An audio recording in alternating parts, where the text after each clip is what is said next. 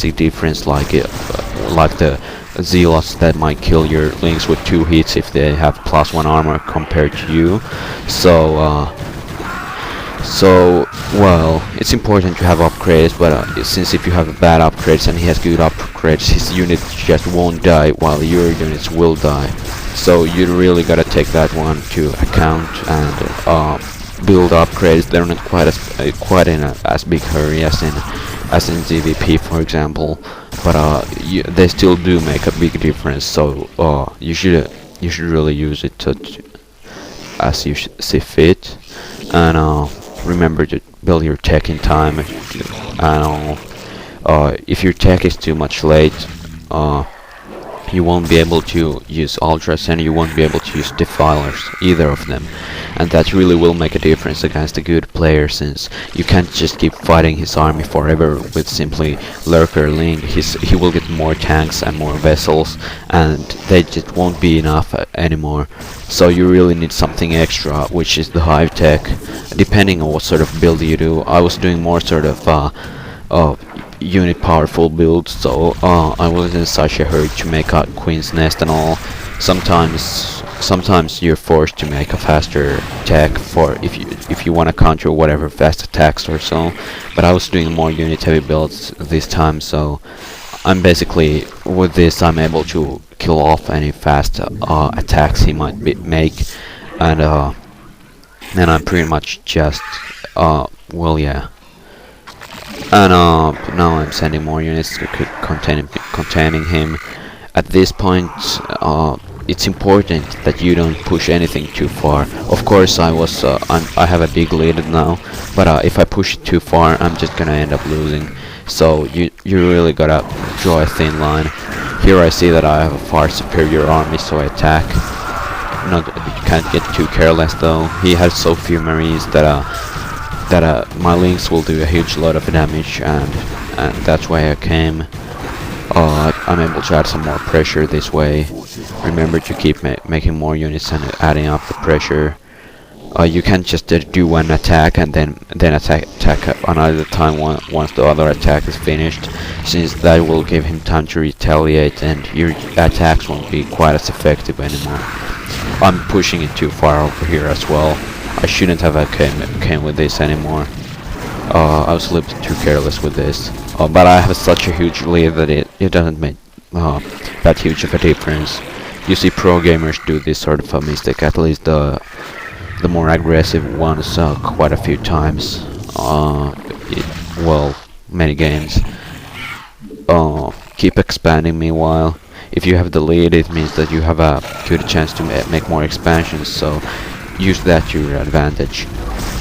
He's basically looks like he's trying to attack with his marine, some sort of a smaller marine medic army to take off an expansion or two from me.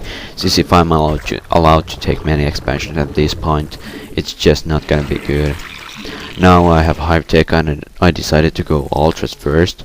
If I'm behind, I need defilers, since defilers and lurkers is something that you can fight off with good micro. You can fight off a marine and medic army twice the size of your army, since dark swarm makes bird lurkers invincible.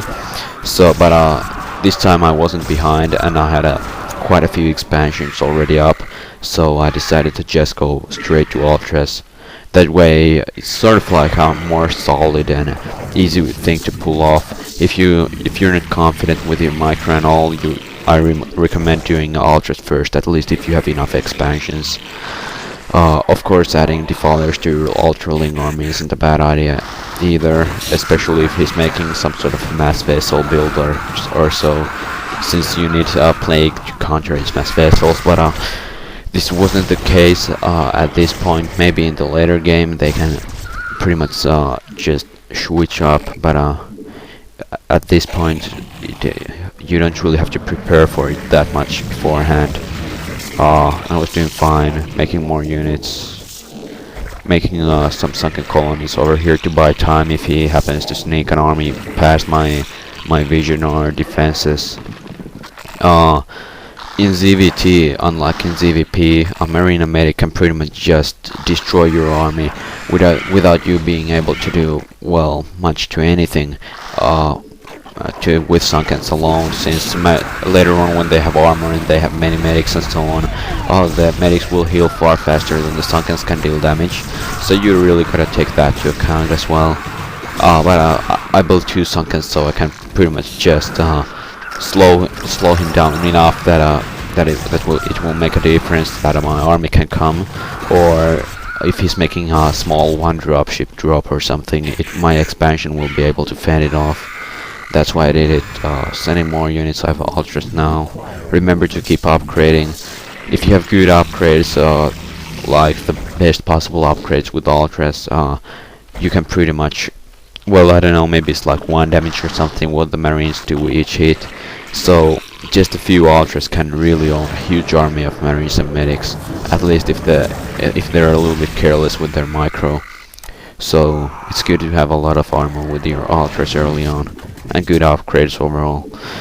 Oh, now I want to get rid of that pesky amount of marines and medics over there, sort of like, so that they won't be making a difference in the end game or anything.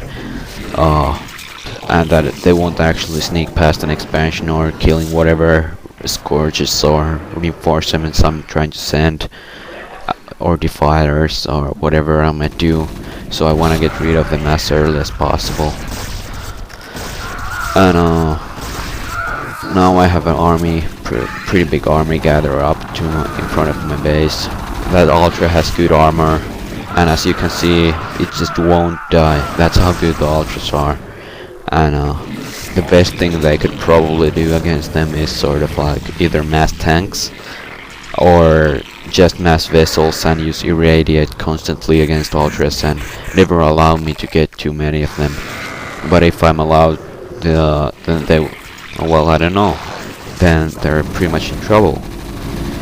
That's what I've noticed, at least when I'm playing good terrains. They just add so much pressure that I'm never allowed to make many ultras, maybe like 5 or so at most, at least at